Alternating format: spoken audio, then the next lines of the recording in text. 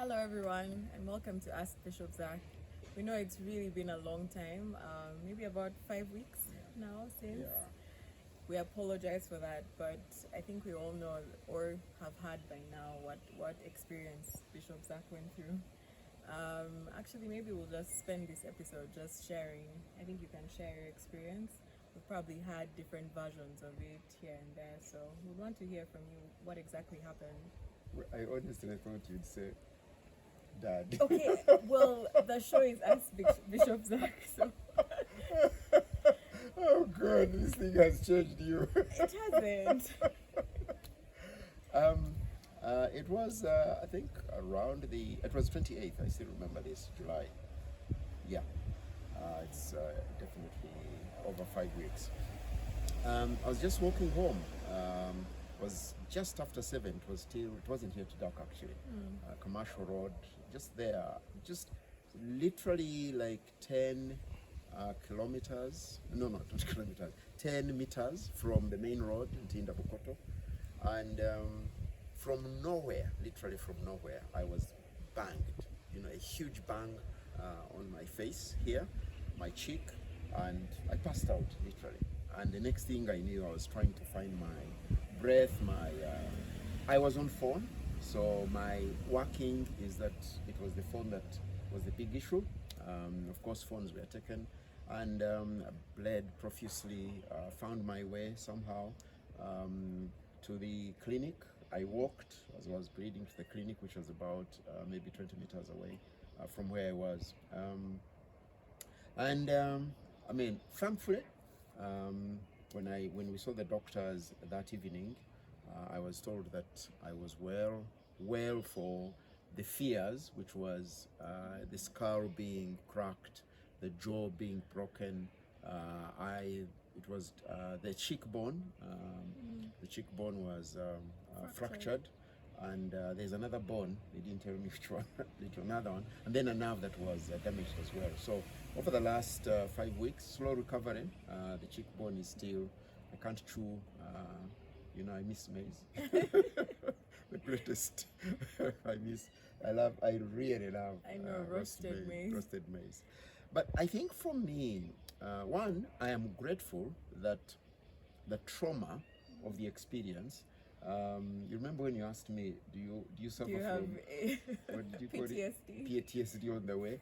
And yes, honestly, a border passes by, and I'm like, is it too close? Because people who have described similar experiences along that same road, and that week going to the police, the next day, and the police simply admitting that this is a phenomenon in our community.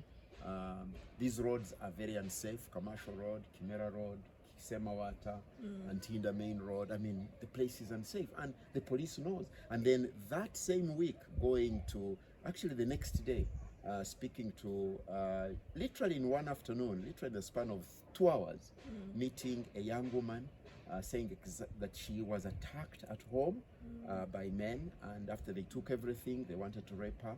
Thanks be to God, she wasn't. In the same office, another one told the story of how she was picked by, in a taxi that looked. She picked a taxi, and before she realized it was actually thugs. She was sedated. What is it called? Sedated. Yeah. And then left for dead after they picked everything, threw her out of the taxi. And then a mother on Commercial Road, I think it was, or was it? Yes, Knockview. The next day, another neighbor says, Naomi, I can't walk. And it's unbelievable, this level of criminality, thugs, violence, all over. People are living in fear, But I think, therefore, to really say, people have called me, and I say, I'm just one of many thousands. So I guess my story is told more because I'm being a public figure. But honestly, there are many untold stories, and I think this is something we need to address. I mean, I've been talking with the local police. How do we make our communities much safer? I wonder if it's also important to note that this was just before the lockdown was lifted. So this was the Thursday, and there were questions around would the president be lifting the lockdown the Saturday, which was that same week.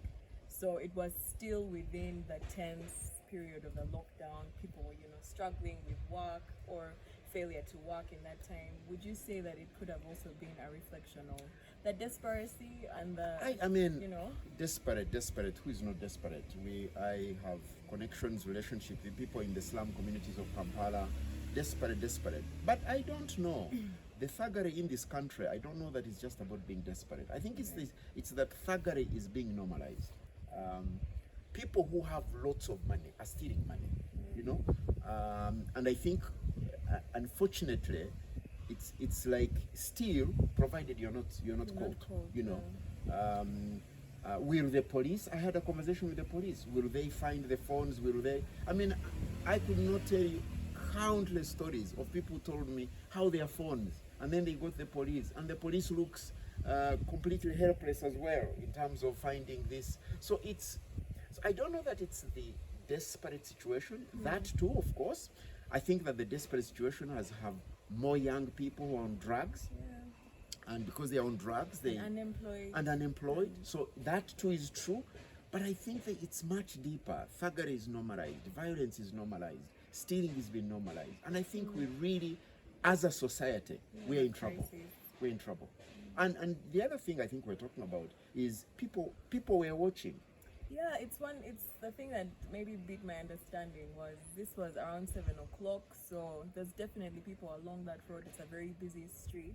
So people must have seen this old, even if they didn't know who you are, which not everyone does. And granted. But you're seeing this visibly old man. I mean, you're white. No, it's true. Visibly, I'm an old man. Yes. Bleeding profusely across the road, So and nobody, stops to help. Where is our compassion? No, I think it's back to our society, because a friend of mine sent me a text message and she said that a friend of hers, actually watched it as it was happening. And so she said, so why didn't you? And this gentleman simply said to her, I was afraid. I couldn't. I was afraid. So people are living in fear because they do not know, what's the situation, what's the cause. So anyway, tough times for us as a people, as a country, as a community. And I'm just one of the many. And for me, I just feel now, this is one of those other things that I'm really thinking and asking, how do we deal with this thuggery, criminality? How do we deal with the normalization of violence, of theft? I think as a society we really need to address this question. Well, thank you very much. I think it's already and we need to address it really from the root. Well, from the roots, from the everywhere. It must be a comprehensive. Anyway, thank you. Thank you very much. Sorry, it's been quite long, but I hope this maybe resonates with somebody out there. Bye bye.